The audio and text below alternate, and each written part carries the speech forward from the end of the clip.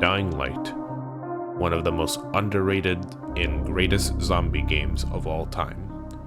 Even today, people would still come back to this game, myself included, to experience it once again.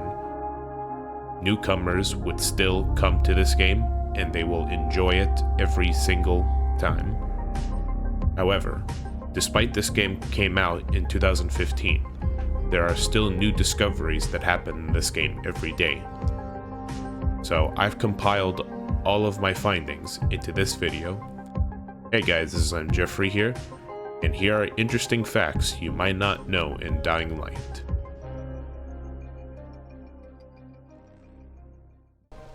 You can kill friendly NPCs with explosives. While the explosives themselves don't kill the enemies, the knockback and impact of the fall damage does cause them to die. Swinging at explosive barrels does not trigger them. However, throwing your weapon does trigger them. You can perform a ground pound and a windmill simultaneously.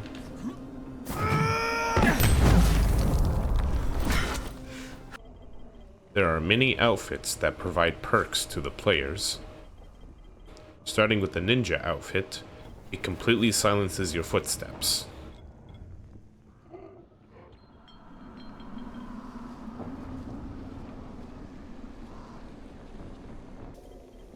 The V-9 Defender suit reduces your fall damage. The Shoe Warrior significantly reduces the chances of you being grabbed, and the Winter Warrior allows you to earn 20% more experience. Perhaps the most infamous one is the Van Crane outfit. The Van Crane outfit allows you to throw your weapons only to immediately get them back.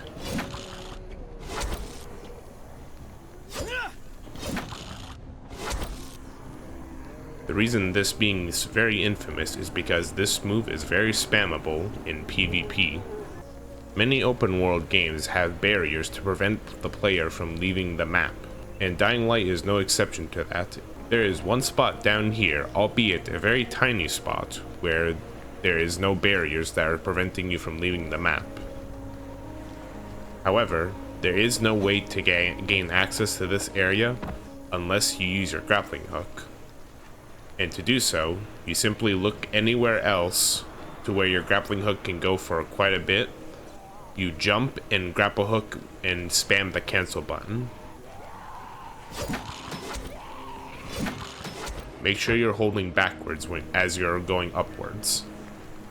And as you can see, I am out of the map now. However, I did say this is a very tiny spot where there's no barriers. And if you ever want to get out, you just simply tic-tac off of this invisible wall.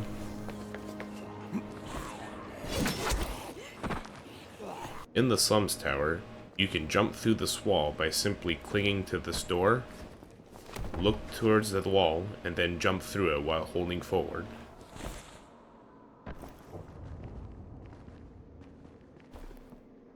This one is a classic if you've played the game for quite a while, but for those who don't know, if you stand in this corner in the bed and you dodge backwards, your character will start freaking out.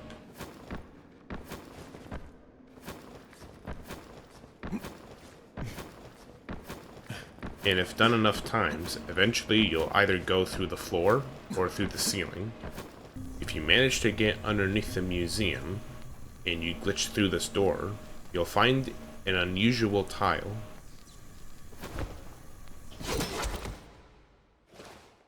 There's random wood here, a random tile that's over here.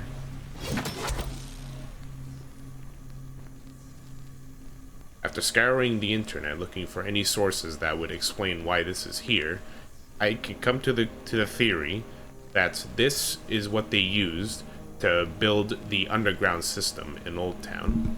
You can jump in midair after performing a vault. On top of this house in Old Town, there is an invisible platform.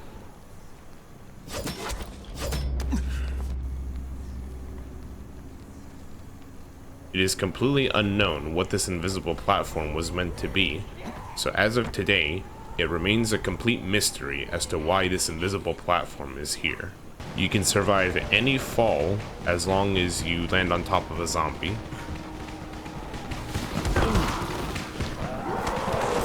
And just in case you're doubtful that this fall can normally kill you, I can assure you it does.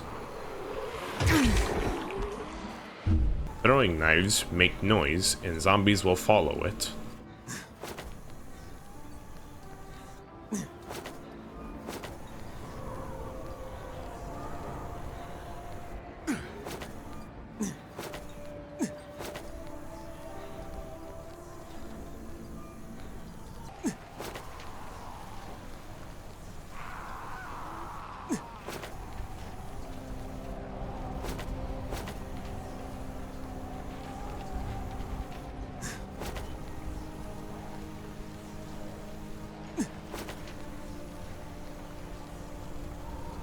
Spamming the look behind you and the use button will allow you to use your equipment rapidly.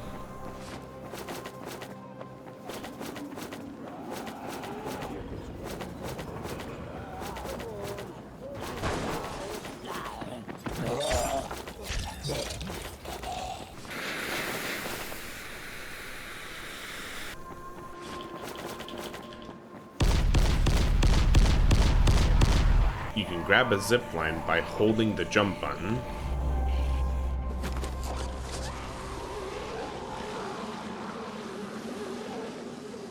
When a player drops a landmine, whether it is you or your friend in the game, you can see them on the minimap.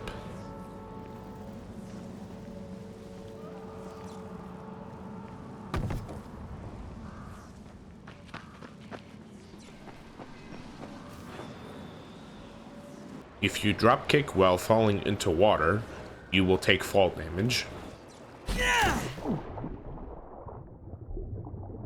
If you do this in deeper water, however, instead of taking fall damage, you will instead lose collision.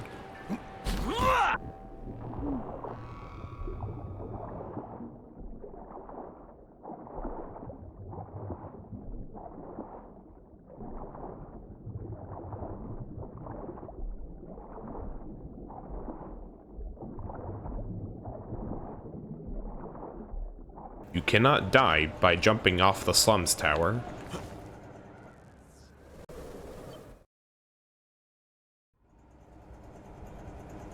Just kidding, you can if you jump off this direction of the tower to the left of the door.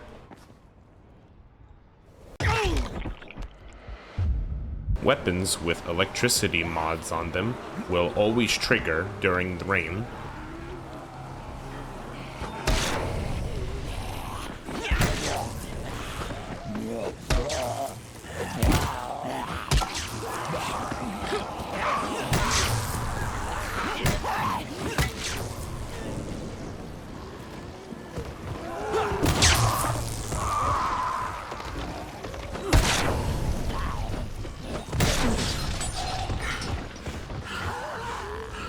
You cannot break glass with throwing stars.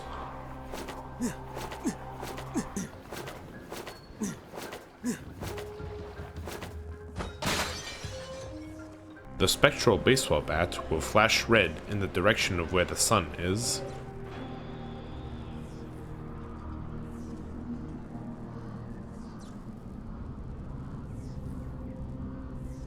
I haven't been able to find these in the slums, but in this breakable roof, there is a brick that you can hold.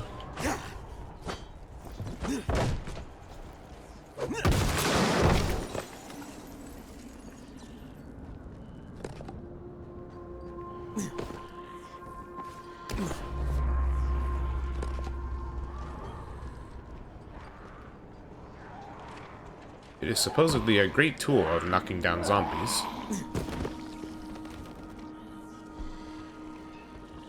For the best results, use this on a crowd.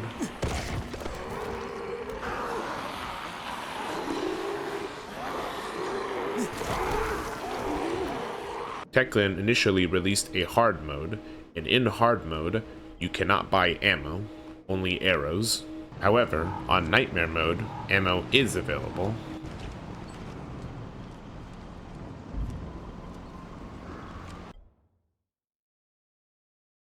You can skip the slow motion effect by using your grappling hook.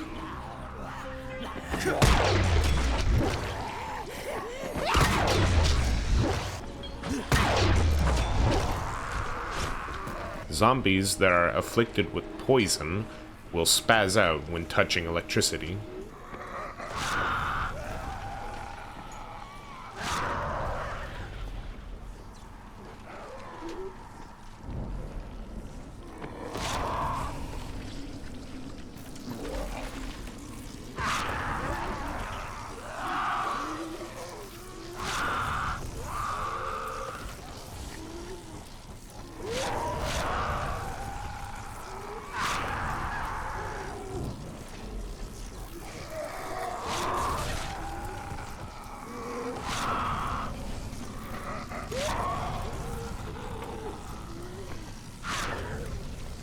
Completing this blue shield mission will allow you to refurbish your weapons, giving you back all the repairs. Let's get this done.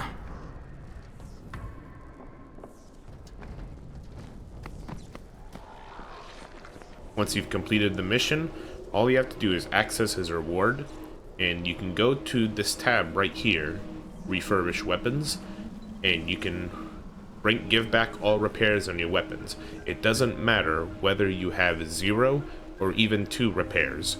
It will give back all of your repairs. So as you can see, my Kapesh now has 6 repairs. Before it had 0. My Spectral Baseball Bat was at 2 repairs, and now it has 6 again. And the damage did not get reduced at all, nor did the durability or the handling. Electric puddles can trigger propane tanks.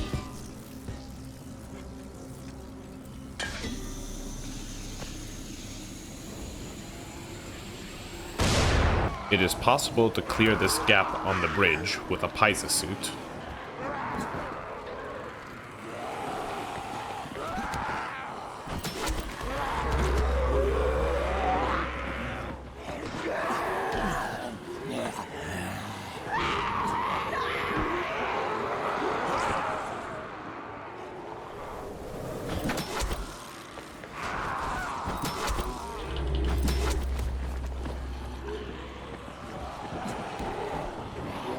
If your lockpick is about to break, simply cancel the action, and your lockpick will be full durability again.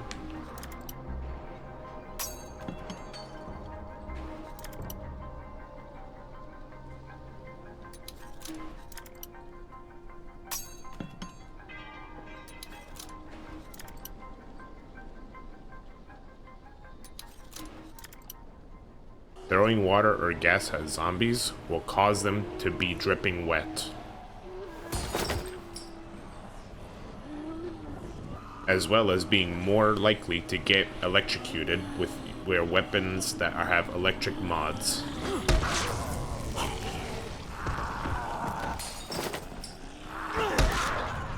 With gas, however, not only will they be dripping, they'll also have an odor coming off of them, likely due to the gas's really strong smell.